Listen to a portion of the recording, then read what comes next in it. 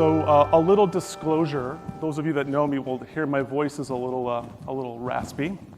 I'm fighting a little bit of an allergy reaction. I'm not sure, usually that happens in the spring for me, but it's happening in the fall, so that could be a new thing I have to deal with. But so I'm going to do a couple of things. I'm going to give some thank yous that I think are important that we do. We give gratitude for the things that make this conference happen and FEX itself. So I'm going to do that. I'm going to thank about 9 groups of people. So I'm going to suggest we not go through the applause after each one. We can wait until the end and I'll give you the signal. In the middle of that, because there's a final thank you I want to make at the end. In the middle, I'm just going to punctuate what I'm going to try to say with a bit of a story. And when I'm taking my glasses off to read, because I got to make sure I get the names right, and then I'll put my glasses back on, because I want to be able to see each of you, and I want you to be able to see me. And when I got the glasses off, you're just fuzzy, which is sometimes good for public speaking, but in this case. So first, I'd like to thank Catherine Clark, our MC, over the past couple of days. Your thoughtful remarks in the firm but gentle way that you guided us through our sessions was great. So thank you very much for what you did today. Led by our president and CEO, Bill Brushett, I want to thank our FEX staff, those here supporting all of us in our endeavors during the conference, and those across the country that support all of us as members every day. They are truly a dedicated and valued part of our association team. I want to thank our Symposium committee led by Margaret Jean Mannix, who did an outstanding job choosing venues and speakers and attending to all the little details that make this conference such a success. I'd like to thank all of our presenters. I know they were thanked individually, but generally, thank you to them and our keynotes for doing such a great job of delivering first-class content and engaging all of us in interesting ways. Just a little quick mention to our fantastic AV crew, led by Clarissa Reber, who it's always those details again that sometimes we don't notice, but they were excellent. I want to thank all of our FEX partners. We have amazing relationships with key organizations and universities around the world and here in Canada, and we're doing breakthrough things with all of them in the field of family enterprise. And we can't do this alone, so I'm so inspired by the things that we're creating, and I think the best is yet to come. I want to thank also our chapter advisory boards across the country. Without them, we do not have the linkage and the connection to our local chapters, and their work is valued and also much appreciated. And again, we appreciate the support of our founder, legacy, and charter members. Can't go down this list without thanking our FEX board of directors, now 11 members from coast to coast, balance of advisors and families, 6 men, 5 women, and we recently welcomed our first millennial, so that's an accomplishment for us. It's a board that I'm privileged to lead, and all of you help me lead this group to make the future very bright for FEX. My passion for making things better is eclipsed by the chair of the Family Enterprise Exchange Foundation, Jim Burton. His support and leadership that he demonstrates for this association, the foundation, and this conference is unequaled, so thank you to Jim. So what does better mean? What does that mean to each of you? What does it mean to your companies, to your families, today, tomorrow, and every day until we meet again next year? To me, better means that we've grown in terms of what we know about ourselves, about each other, about our roles in our business and our lives, and what we're doing to live what we'll call the best life ever. Better means that we made progress. It means that as business families, we've done something to get to positive shared outcomes. That means we've done work to define what those outcomes look like. And it means that we've committed to a continual process of learning, assessment, application, and more learning.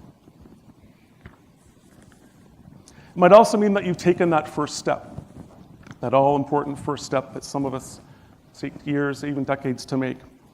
And it can be a doozy sometimes, and that's where I think it's important that we recognize properly trained family enterprise advisors. They have processes and approaches that can help ease that first step in the whole path along the way. And they can help clarify some of those competing priorities and balance what can sometimes be opposing objectives. I think the perfect storm happens when you get business families and their advisors that create a shared vocabulary and shared understanding of the path that the family wants to take. Amazing things can happen. Amazing things do happen. I've been part of some, I think, breakthrough conversations in the past couple of days, and I hope you have too. Ones involving siblings, ones involving partners, and quite a few involving wine. There have been some really important aha moments that many of us, as we contemplate what is next for us as business families and as family enterprise advisors, and as FEX as a movement. So before my final thank you, I just want to take a couple of minutes to tell you a little bit of a story. And some of you know this story, which I tell in different ways. This is where the glasses go on. And I'm going to avoid some of the more difficult parts because I'm just going to avoid some of the more difficult parts.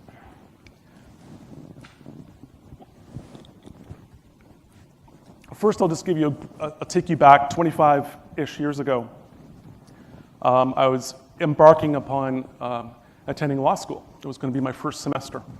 And as I was planning for these wonderful courses I was about to take, actually in Windsor, where I was going to take my degree, got a call from my father. And the call was along the lines of, son, can we put this on hold? I know that's your dream, but we need you to join us. And it wasn't an immediate need. It was more of there's some issues happening in our company, in particular with his right-hand man, a guy named Al Thomas. And he was slowly breaking down due to Alzheimer's disease. So knowing where this path was going, my dad asked me to put my law career on hold. I was the youngest of 3 children. My brother and sister both worked in the business at the time. And so here comes Alan, who's, I think at this point I was 22 or 23 years old. I'd been working in the business for the odd summer. I had worked my way through all the various aspects of the company. But here's the youngest of 3, being kind of shuttled into what we'll call, it wasn't the C-suite by any stretch, but it was senior management. It was kind of weird that my dad put me in that position, but he had his reasons.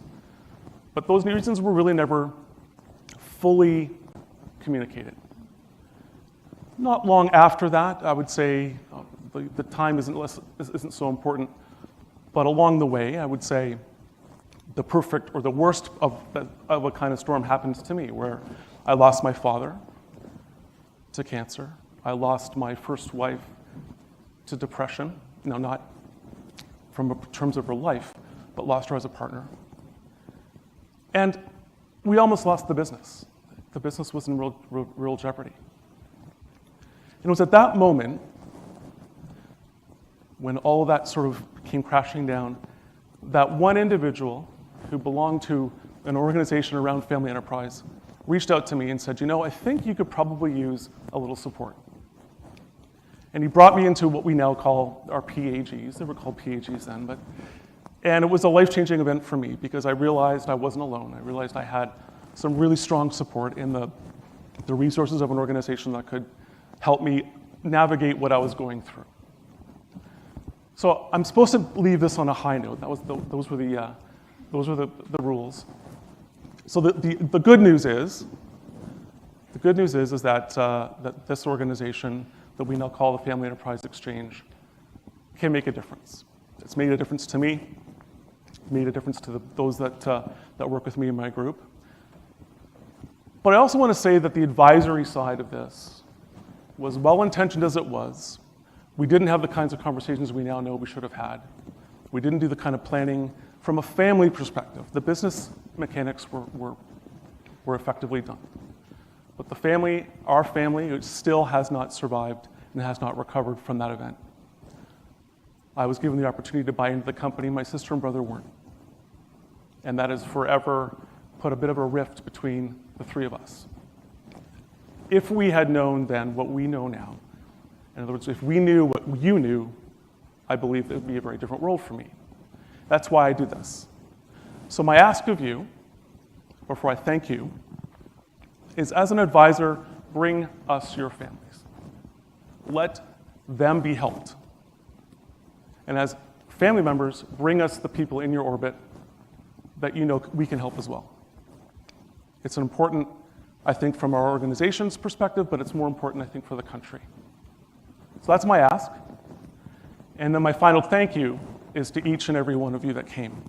You came, you could have been anywhere for the last 3 days, but you chose FEX, you chose our symposium, you chose to learn, to grow, and to share stories. So my biggest thank yous for all of you for attending, and I hope, first of all, that most of you are going to join us tonight, but that we'll see you again when we meet at Symposium.